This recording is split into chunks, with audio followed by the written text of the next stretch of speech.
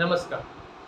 આગામી 8 તારીખથી સાંભળવા મળ્યું છે એક ખબર અનુસાર રાજકોટની અંદર ટ્રાફિક ડ્રાઈવમાં હેલ્મેટ ડ્રાઈવ શરૂ થવાની છે. જો હેલ્મેટ નહીં પહેર્યું હોય તો દંડ પણ ભરવો પડી શકે છે. આ એટલા માટે પણ જરૂરી છે કે અત્યારે વધતા જતા અકસ્માત બનાવો તેમાં હમણાં તાજેતરની અંદર બનેલા ખૂબ જ બનાવોમાં જો હેલ્મેટ હોય તો જિંદગી બચી શકાય એમ હતી. હેલ્મેટ બહુ જ જરૂરી બન્યો છે.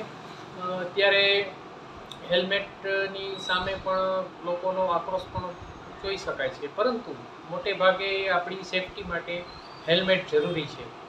એટલું જ નહીં, અત્યારે રાજકોટની અંદર આવારા બેફામ તત્વો જે રખડી રહ્યા છે, ડ્રિંક એન્ડ ડ્રાઈવ કરી રહ્યા છે, નબીરાઓ જે બિનજરૂરી વાહનોના અકસ્માતો કરી રહ્યા છે, તેઓ ઉપર પણ એક ડ્રાઈવની જરૂર છે. 365 દિવસ જો આવા નબીરાઓ ઉપર, સામાજિક તત્વો ઉપર અને સ્ટન્ટમેનો ઉપર જો ટ્રાફિક ડ્રાઈવ કરવામાં આવે તો રાજકોટની અંદર મને લાગતું નથી કે એવું લોકોની હિંમત રહે કે તેઓ આ રીતના સ્ટન્ટ કરી લોકોના જીવ જોખમમાં મૂકે. માટે ડ્રાઈવનો આપણે પણ સહકાર્ય આપીએ, તેમજ આવા બેફામ તત્વો સામે પણ કડક હાથે કાર્યવાહી લેવાય એવી માંગ સાથે નમસ્કાર. જય હિન્દ, જય ભારત.